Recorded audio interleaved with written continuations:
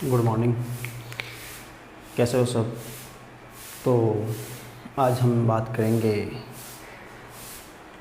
Physical chemistry की BSc second year वालों के लिए। तो आपको पता ही होगा कि एग्ज़ाम जो जो आपके नज़दीक आ रहे हैं। ख़ास बात ये है कि थर्ड ईयर के मैंने तीनों वीडियो बना लिए थे और रेस्पॉन्स बहुत अच्छा आया। बच्चे से बात की थी मैंने, कह रहा है कि आपने जो क्वेश्चन टॉपिक बताया वो टिप टू टिप वो क्वेश्चन आ रहे हैं। तो प्लीज़ आपसे भी रिक्वेस्ट है सेकेंड ईयर वालों से कि आप भी जो मेरे बताए हुए इम्पोर्टेंट टॉपिक है उस टॉपिक को अच्छे से कवर करके जाए। उसके आसपास की जो भी आपको बातें समझनी है उस बात को समझे, ठीक है। एंड देन आप तो उस बात डिस्कशन करें उसके इसमें कौन सा क्वेश्चन बन सकता है, उसके अकॉर्डिंग आप क्वेश्चन को सॉल्व करके जाए, ठीक है। तो आज फर्स्ट हम बात करते हैं फिजिकल केमिस्ट्री। किसकी बात कर रहे हैं? फिजिकल केमिस्ट्री की बीएससी सेकेंड ईयर वालों के लिए। फिजिकल केमिस्ट्री में सबसे फर्स्ट देखूँ तो यूनिट, मेरे जो ऑफलाइन स्टूडेंट हैं उनको मैंने यूनिट फर्स्ट पढ़ाई हुई है। यूनिट फोर्थ के अंदर भी काम किया हुआ है मैंने यूनिट फर्स्ट इसलिए ली, वही कंसेप्ट ट्वेल्थ के अंदर भी है। मटेरियलिस्ट का थोड़ा सा ट्वेल्थ के अंदर बेसिक आपने कंसेप्ट क्लियर किया हुआ है। यूनिट फोर्थ लेने का भी रीज़न यही होगा कि उसके अंदर ट्वेल्थ के अंदर आपने मटेरियल को क्या किया हुआ है, कंप्लीट किया हुआ है। यहाँ पर आपको एक यूनिट मिलेगी, यूनिट नंबर थर्ड, वो आपको ट्वेल्थ में नहीं पड़ी है, लेकिन आपको करना पड़ेगा। सेकंड मैंने जो सिलेबस देखा था उसके अकॉर्डिंग जो मुझे ईजी यूनिट लग रही थी, आप कर सकते हो, बायोलॉजी वाले भी कर सकते हैं, मैथमेटिक्स वाले ईजिली कर सकते हैं। उसके अकॉर्डिंग जब बात करें तो unit number first, unit number third और यूनिट नंबर फोर्थ। अब बात यह आती है कि यूनिट नंबर सेकंड, जिसने यूनिट नंबर सेकंड किया वो सबसे बेस्ट है, क्योंकि यूनिट नंबर फर्स्ट के अंदर मैंने पूरी पढ़ाई हुई है, उसका कंसेप्ट क्लियर होंगे। यूनिट सेकंड को भी कर सकता है, ठीक है। यूनिट थर्ड लेने का रीज़न यही था कि बायोलॉजी वाले भी अच्छे से कवर्स कर सके, क्योंकि यूनिट फर्स्ट और यूनिट सेकंड है वो थोड़ी मैथमेटिकल्स वाली है, फिजिक्स उसके अंदर थोड़ी ज़्यादा है, मैथमेटिक्स ज़्यादा है, इसलिए मैंने यूनिट थर्ड को लेने का रीज़न समझा। अब बात करते हैं तो इसके अंदर फर्स्ट जो मैंने पढ़ाया था, सबसे पहले तो मैंने जो टर्मिनोलॉजी पढ़ाई थी आपको, ठीक है, क्लास के अंदर टर्मिनोलॉजी पढ़ाई थी कि समतापी क्या होता है, समदाबी क्या होता है, सम आयतनी क्या होता है, रुद्धोष्म प्रक्रम क्या होता है, सम आयन प्रक्रम क्या होता है। इस प्रकार के जो भी टर्मिनोलॉजी पढ़ाई थी कि जब थर्मोडायनेमिक्स के अंदर हम आते हैं, परिसीमा क्या होती है, इस प्रकार जो आपको पढ़ाया था, तो उसमें से जो भी मैंने पढ़ाया था, जो आपके पास नोट्स है वो एक बार पढ़ के जाना है, ठीक है। टर्मिनोलॉजी में से एक क्वेश्चन आएगा तो शॉर्ट क्वेश्चन आएगा, लॉन्ग क्वेश्चन नहीं आएगा। फर्स्ट जो भी टर्मिनोलॉजी थी, शर्त जिसे कहते हैं, या मैंने शब्दावली पहले पढ़ाई थी थर्मोडायनेमिक्स के अंदर आने के लिए कि क्या होती है थर्मोडायनेमिक्स में, फिर उसको रुद्धोष्म प्रक्रम क्या होता है, ठीक है, आइसोथर्मल प्रोसेस क्या होता है, वो वाली जो सब पूरी बातें थी वो हमने बात की थी नोट्स के अंदर, आपके अंदर अच्छे से मैंने इजी लैंग्वेज में बताए हुए हैं। अब पूरी बात सीधी करेंगे, इंपॉर्टेंट टॉपिक की बात करेंगे। इंपॉर्टेंट टॉपिक में बात करें तो first law and second law. First law क्या है? उष्मागतिकी का जो D U equal to D Q minus W वाला, वो ही है। वो देखो, अब question first law and second law, first law के और सेकंड लॉ के अंदर बहुत सारे स्टेटमेंट है।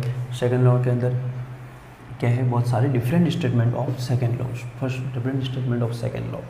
अब सेकंड लॉ है, उसके अंदर क्लॉसिस का अलग सिद्धांत है या अलग थ्योरी है, प्लांक का एक अलग सिद्धांत है, और नेक्स्ट और दूसरी देखें तो क्लॉसिस प्लांक दोनों ने मिलकर अलग सिद्धांत दिया। तो एक अलग अलग साइंटिस्ट ने एक अलग अलग उसकी क्या की दी थी, थ्योरी दी थी। तो वो उस डिफरेंट कंसेप्ट आपको पूछ सकता है कि प्लांक क्लॉसिस का सिद्धांत स्टेटमेंट बताइए सेकंड लॉ के लिए, प्लांक का बताइए, अलग अलग केल्विन का बताइए। तो इस तरह से आपको डायरेक्ट पूछ सकते हैं पर्टिकुलर। तो सीधी सी बात है ना, सेकंड लॉ को पूरा ही पढ़ के जाए। सेकंड क्वेश्चन, फर्स्ट क्वेश्चन जो मैंने जो इंपॉर्टेंट टॉपिक बताया, first and second thermodynamics of law, इसमें 100% शॉर्ट क्वेश्चन बनने की भी संभावना है और लॉन्ग क्वेश्चन बनने की भी संभावना है। कौन से क्वेश्चन बनने की संभावना है? शॉर्ट क्वेश्चन भी बन सकता है एंड लॉन्ग क्वेश्चन भी बन सकता है। लॉन्ग क्वेश्चन कैसे बनेगा? सेकंड लॉ का पूरा पूछ ले, फर्स्ट लॉ पूरा पूछ ले। अब आपको ये ध्यान रखना है, मैंने पहले भी आपको शायद बताया हुआ होगा, तो फर्स्ट लॉ के अंदर सेकंड लॉ का जो कितना पूछ रहा है, छोटे क्वेश्चन में पूछ रहा है तो केवल स्टेटमेंट लिखना है, बड़े क्वेश्चन में पूछ रहा है तो पूरा डिटेल में समझाना है, ठीक है। ये बात आपको पता होनी चाहिए। जूल थॉमसन इफेक्ट, जहाँ तक मुझे पता है, मैंने बताया हुआ था कि इस प्रकार से कोई जीव है, यहाँ पर हम सरंध्र होता है, ठीक है, प्रेशर होता है, डेल जो पी होता है, del P O del D के क्या होता है, समानुपाती होता है। ये शॉर्ट क्वेश्चन आता है, शॉर्ट क्वेश्चन आने की भी संभावना है, लॉन्ग क्वेश्चन आने की 100% संभावना है, ठीक है। तो इसके अंदर भी जूल थॉम्सन इफेक्ट है, तो उसके अंदर डेल पी होता है वो डेल टी के समानुपाती होता है। वो शॉर्ट क्वेश्चन में केवल लिखेंगे या उसको समझाएंगे। लॉन्ग क्वेश्चन आएगा तो पूरा डायग्राम बनाना पड़ेगा, वेरिफिकेशन सिद्धांत है वो भी पढ़ा से आपने करना पड़ेगा। इन्वर्सन टेम्परेचर शॉर्ट क्वेश्चन बनेगा, लॉन्ग क्वेश्चन नहीं बनेगा शॉर्ट क्वेश्चन। व्युत्क्रम ताप किसे कहते हैं, इसके अंदर आता है जूल थॉम्सन की नेक्स्ट वाला है। इसी के अंदर ही आपको मैंने लिखवाया है, जो नोट्स है मेरे उसके अंदर इतने स्टेप है। ऐसा नहीं कि सर आपने तो लिखवाया नहीं और टॉपिक तो आप बता रहे हो, ऐसा नहीं है, ठीक है। इन्वर्स टेम्परेचर शॉर्ट है वो भी मैंने यहाँ पर इसमें लिखवाया, जूल थॉम्सन के अंदर ही आता है। नेक्स्ट बात करें तो कार्नोट चक्र 100% इंपॉर्टेंट रहती है। कार्नोट चक्र क्या होता है देखना, यहाँ पर मैंने CARNOT लिखा है, ये ध्यान देना। यहाँ पर T होता है वो क्या होता है, साइलेंट होता है, इसलिए इसे क्या बोलते हैं, कार्नोट चक्र बोलते हैं, साइकिल, ठीक है। कार्नोट चक्र क्या होता है, डेफिनेशन क्या होती है, थ्योरम क्या होती है। नेक्स्ट उसको पूरा एक्सप्लेन करना है। इस प्रकार से डायग्राम बनेगा। सिंक क्या होता है, ठीक है, तो आपको तो सिंक में कि मतलब किस प्रकार से होती है, तो इस प्रकार से पूरा जो कार्नोट थ्योरम है क्या है, कार्नोट सिद्धांत क्या है, ठीक है, कार्नोट थ्योरम क्या है, कार्नोट सिद्धांत क्या है, कार्नोट साइकिल होता कैसे, काम किस प्रकार से करता है, स्टेटमेंट क्या है कार्नोट साइकिल का, वो आपको पूरी डिटेल में पढ़ के जाना है, ठीक है। फिर एफिशिएंसी 100% ऐसा 99% गारंटी के साथ कहता हूँ छोटा क्वेश्चन आएगा, और छोटा क्वेश्चन के अंदर भी ये न्यूमेरिकल भी आ सकता है, इसका न्यूमेरिकल भी आ सकता है। ईटा = 1 - T1/T2 या T2/T1, इस प्रकार से फॉर्मूला होता है। इस प्रकार से क्या होता है, फॉर्मूला होता है, आपको एक बार देख लेना। उसमें ईटा से दर्शाते हैं इस दक्षता किसे कहते हैं, दक्षता वाला क्वेश्चन 100% आएगा। यदि किसी को डाउट है तो मैंने ग्रुप के अंदर भी फोटो इसके भेजे थे कार्नोट चक्र के एफिशिएंसी वाले के, ठीक है, क्योंकि इसे उस टाइम जब ये मेरी क्लास हुई थी उस टाइम स्टूडेंट नहीं थे, कोई कारणवश कोई स्टूडेंट नहीं था, केवल एक गर्ल्स थी, तो इसलिए कार्नोट चक्र थ्योरम एफिशिएंसी और जो न्यूमेरिकल वाला क्वेश्चन है ये आपको 100% करके जाना है, ठीक है। अब इस यूनिट के अंदर जो भी आपको न्यूमेरिकल क्वेश्चन सॉल्वेट पेपर की बुक में मिले तो वो सॉल्वेट पेपर की बुक से करके जाना है। तो यहाँ पर जहाँ तक मेरे हिसाब से जो लग रहा था इंपॉर्टेंट क्वेश्चन यहाँ पर कंप्लीट होते हैं। फर्स्ट यूनिट के अंदर आपको थोड़ा सा काम करके जाना है, ठीक है। फर्स्ट यूनिट के अंदर थोड़ा सा आप काम करके जाना, आराम से अच्छे से कवर कर सकते हो। अगेन से वापस बता रहा हूँ, मैंने BSc थर्ड ईयर वाले से बात की थी, बहुत अच्छे मतलब पेपर आया था, बहुत ईजी पेपर आया था। ऑर्गेनिक इनऑर्गेनिक के अंदर मैंने जो बताया वो क्वेश्चन वापस रिपीट हो रहे हैं, तो प्लीज़ आपसे रिक्वेस्ट है कि आप वीडियो को देखें, वीडियो को शेयर करें, और भी आपके दोस्त हो तो उनके काम आ सकता है, ठीक है। अब नेक्स्ट बात करें उसके बाद यूनिट फर्स्ट का काम यहाँ पर क्या होता है, कंप्लीट हो जाता है।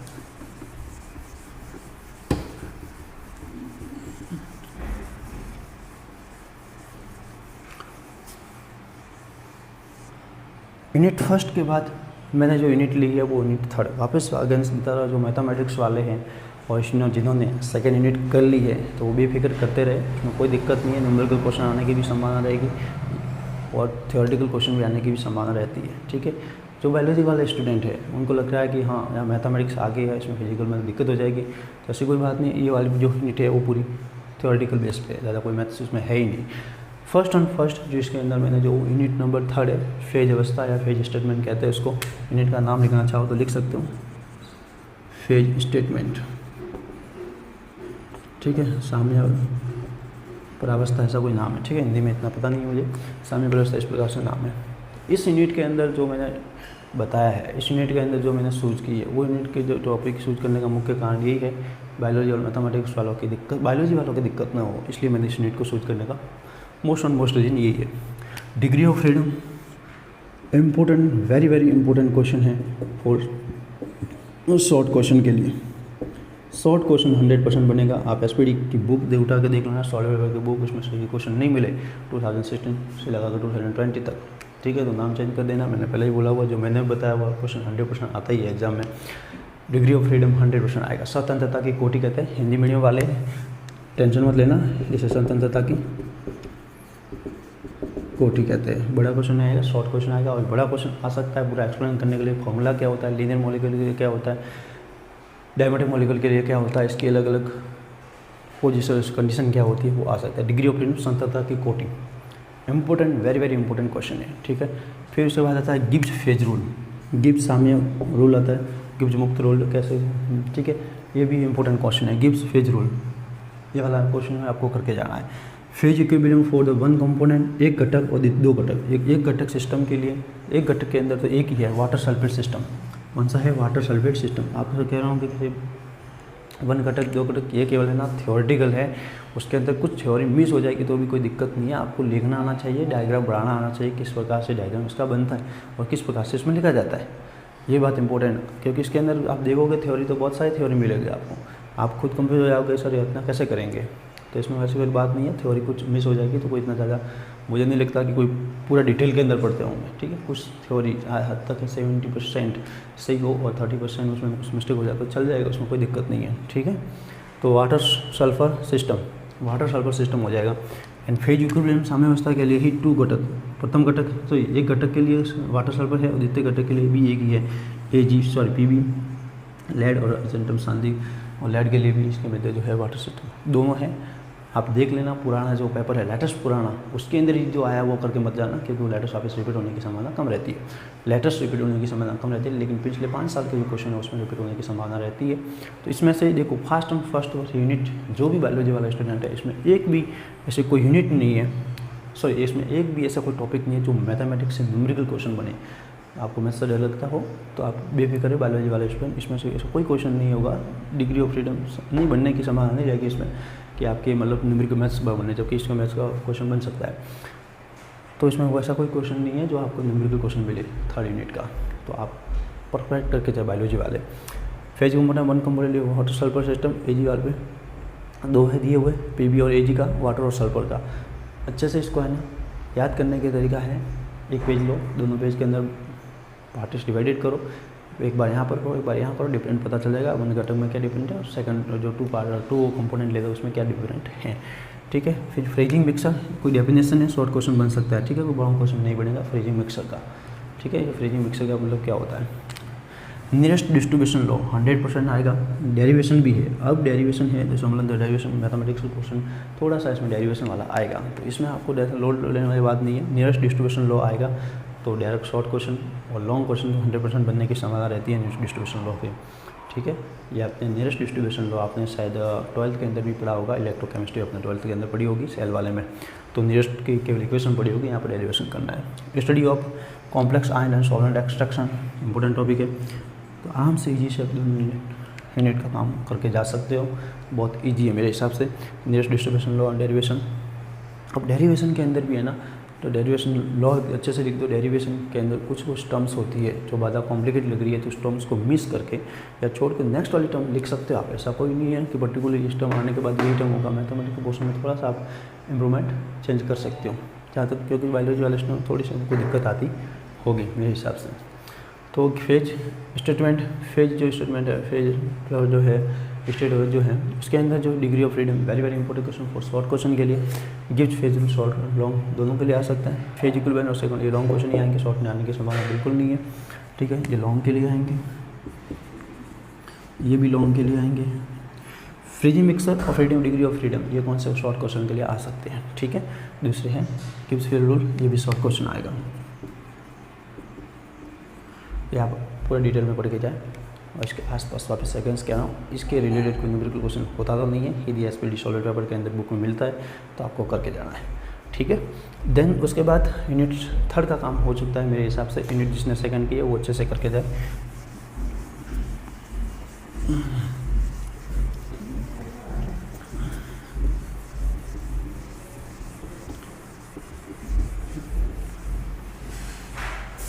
अब जो यूनिट आ रही है वो यूनिट मैंने ली है इलेक्ट्रोकेमिस्ट्री। क्या होती है विद्युत रसायन, सीधी सी बात है, इलेक्ट्रो और केमिकल। लाइट लेंगे, इलेक्ट्रॉन लेंगे और केमिकल लेंगे, रिएक्शन कराएंगे, कुछ ना कुछ तो प्रोसेस के अंदर बनेगा ही। चलो स्टार्ट देखते हैं।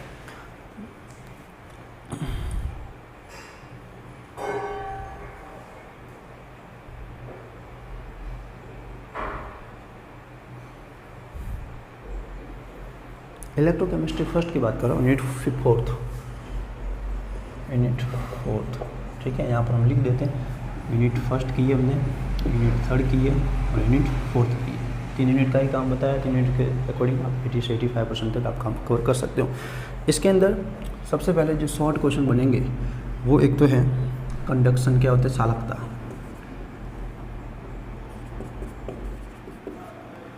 ठीक है, स्पेसिफिक कंडक्शन,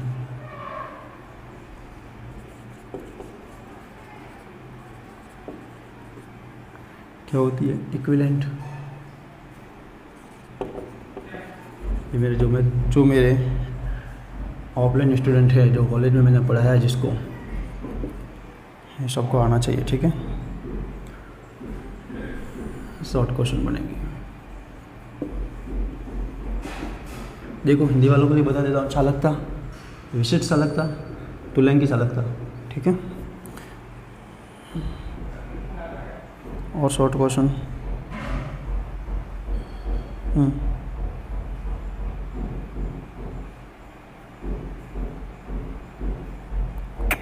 और शॉर्ट क्वेश्चन नहीं है, लॉन्ग को देखो। एक क्वेश्चन है शॉर्ट में भी आ सकता है, लॉन्ग में भी आ सकता है, विशेषकर जहाँ तक मुझे लगता है लॉन्ग में ही आएगा। ये क्वेश्चन मैंने पढ़ाया हुआ है, activity and cooperative coefficient, activity and सक्रियता गुणांक, एक्टिविटी कोएफिशिएंट।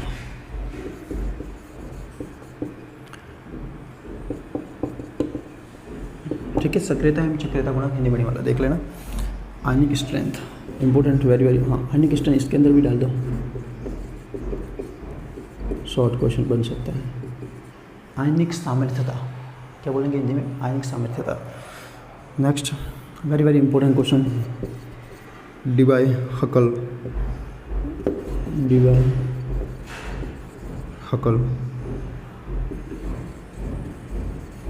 अनशैगल इक्वेशन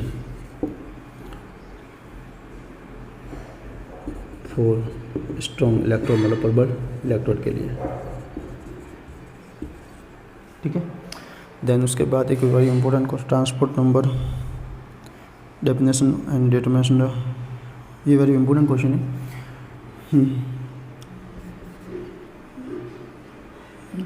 हिटॉफ मेथड पूरा पढ़ना है, and moving boundary method, Hindi medium वाले देख लो। हिटॉफ मेथड ही कहता है इसे, मूविंग गति परिसीमा मेथड, ठीक है, गति परिसीमा मेथड कहते हैं इसे। वेरी वेरी इंपॉर्टेंट टॉपिक है ये। उसके बाद determination of degree acid, determination की कॉपर एसिड, और इसमें जो मैंने बताया एक शॉर्ट में लिख दूंगा।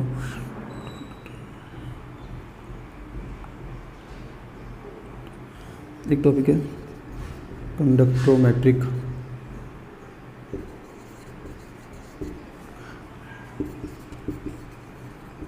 ट्राइटेशन एंड देयर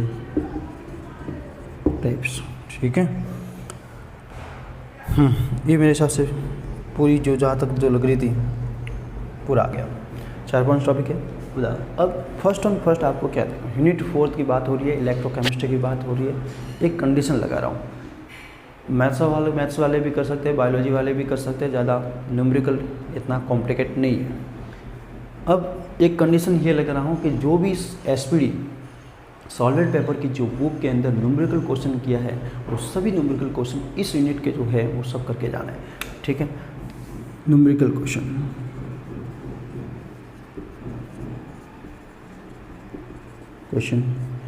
कौन सी सॉल्वेड पेपर बुक से, ठीक है, देख सकते हो, आराम से हो जाएगा, उसमें कोई दिक्कत नहीं है। न्यूमेरिकल क्वेश्चन, अब न्यूमेरिकल क्वेश्चन किसी में से भी आ सकता है। इस टॉपिक के जो एसिडी की एक वैल्यू याद करने के लिए मैंने जो ऑफलाइन स्टूडेंट गोविंद सिंह है उसको बताया था कैसे फाइंड आउट करते हैं, ठीक है। तो यहाँ पर इस यूनिट के अंदर बात करें, इलेक्ट्रोकेमिस्ट्री फर्स्ट है। कौन सी, इलेक्ट्रोकेमिस्ट्री फर्स्ट, इलेक्ट्रोकेमिस्ट्री फर्स्ट। यहाँ पर देखें तो कंडक्टेंस, चालकता, स्पेसिफिक चालकता, विशिष्ट चालकता बोलते हैं, इक्विवेलेंट कंडक्टेंस, तुल्यांकी चालकता, आयनिक सामर्थ्यता, ये वाले जो क्वेश्चन है पुराने ईयर के पेपर देख लेना, प्रीवियस ईयर के पेपर से देख लेना। 100% 99% गारंटी के साथ कहता हूँ आपको क्वेश्चन मिलेंगे, मतलब मिलेंगे। शॉर्ट क्वेश्चन यहाँ से आप फ्री हो जाओ, यहाँ करने के बाद ऐसा कोई क्वेश्चन नहीं आएगा जो आपसे शॉर्ट क्वेश्चन नहीं हो रहा है, ठीक है। इसमें से पार्टीशन करके आ जाए वो बात अलग है। शॉर्ट में पूछ ले कि हिट ऑफ मेथड क्या होता है, 2-4 लाइन में समझाइए, आराम से हो जाएगा, कोई दिक्कत नहीं है। एक्टिविटी एंड एक्टिविटी कोएफिशिएंट, इसकी गारंटी नहीं दे सकता कि लॉन्ग में आएगा या शॉर्ट में आएगा, दोनों कंडीशन बन सकती है। शॉर्ट में आए तो केवल डेफिनेशन लिखें, लॉन्ग में आए तो थोड़ा एक्सप्लेन करके सूत्र होता है, A is equal to F into C, इस प्रकार से तो आपको समझाना है, ठीक है। सक्रियता एवं सक्रियता गुणांक कहते हैं, वेरी वेरी इंपॉर्टेंट टॉपिक है, वेरी वेरी इंपॉर्टेंट टॉपिक है। फिर डिबाई-हकल पोसनजर इक्वेशन परबल इलेक्ट्रोड के लिए इक्वेशन क्या थी, वो इक्वेशन को समझाना है। इसके अंदर इक्वेशन है, उस इक्वेशन के अकॉर्डिंग न्यूमेरिकल क्वेश्चन बनता है, लेकिन बहुत कॉम्प्लिकेट रहता है, थोड़ा सा मेरे हिसाब से लगता है कॉम्प्लिकेट रहता है, इसलिए मेरे हिसाब से नहीं बनेगा, ठीक है। क्योंकि ये आपकी, मैं चाहता हूँ, मुझे लग रहा है इसकी क्वेश्चन पूछते हैं उसका एग्जाम्पल आपको पता होना चाहिए, किस प्रकार से एग्जाम मिला। स्ट्रॉन्ग इलेक्ट्रोड का नाम पूछ के स्ट्रॉन्ग इलेक्ट्रॉन का एग्जाम्पल बताओ, तो स्ट्रॉन्ग इलेक्ट्रोड ऐसा नहीं कि एग्जाम्पल पता नहीं हो, आपको पता होना चाहिए। Hit of method very very important, ये टॉपिक वेरी वेरी इंपॉर्टेंट है। हिट ऑफ मेथड आराम से कर सकते हो, hit of method and moving bounding method, परिसीमा गति विधि भी कहते हैं इसको, बहुत इंपॉर्टेंट है, ये आपको करके जाना, ठीक है। कंडक्टोमेट्री टाइट्रेशन वाला जो मैंने इनऑर्गेनिक में भी बताया था, अनुमापन वाला पीछा नहीं छोड़ेगा आपका, ठीक है। अनुमापन very very important topic for industrial chemistry, ठीक है, इसलिए वो पार्ट आता ही है बीच में, इम्पोर्टेंट है। उनके टाइप क्या होता है वो आपको पढ़ के जाना है, ठीक है। अगर वापस बता रहा हूँ, जो ये मैंने बताया शॉर्ट क्वेश्चन ही आएंगे, फिक्स है, इसमें से ज़्यादा और क्वेश्चन बनने की संभावना नहीं रहती है। आप पेपर उठा के देख लेना पुराने साल के पेपर को। Activity and activity coefficient 100% 99% guarantee के साथ important question. Debye Huckel important question. Hittorf method and moving bounding important question. Conductometry titration types, ये वाले जो टॉपिक है इस यूनिट के अंदर बहुत इंपॉर्टेंट टॉपिक है। फिजिकल के अंदर थोड़ा सा सीरियस होकर जाना, क्योंकि बायोलॉजी वाले विशेषकर पेपर इजी आता है, मैं ये नहीं कहता पेपर टफ आएगा, लेकिन यदि पेपर न्यूमेरिकल के अंदर आ गया तो बायोलॉजी वालों की दिक्कत हो जाएगी थोड़ी, इसलिए जो भी क्वेश्चन न्यूमेरिकल क्वेश्चन है वो सॉरी एसपीडी की जो बुक है उसके अंदर से पढ़ के जाना। तो यूनिट हमने बात की first, unit third and unit fourth की बात की है। कितने यूनिट की है? 3 यूनिट की बात की है।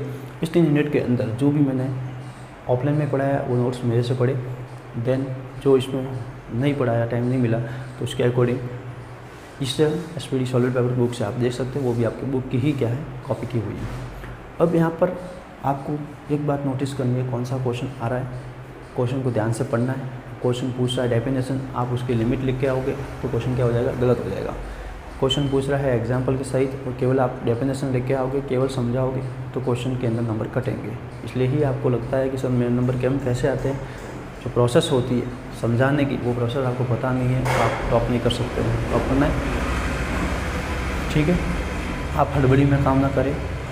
जहाँ तक थर्ड ईयर की बात है, थर्ड ईयर मैंने 3 वीडियो बनाए थे, उसमें बच्चों से अच्छा रेस्पॉन्स आया। मैंने तो पूछा, कॉल करके पूछा स्पेशली सबको, तो रॉबर्ट्स था उनको पूछा, चेतन को पूछा था मैं, सेलाराम कहते ना, तो वो कह रहा था कि सर अच्छे से आपने जो बताया वो क्वेश्चन अच्छा आया, और उसने इनऑर्गेनिक का वीडियो नहीं देखा, जबकि इनऑर्गेनिक तो पूरा अच्छा था पेपर उससे।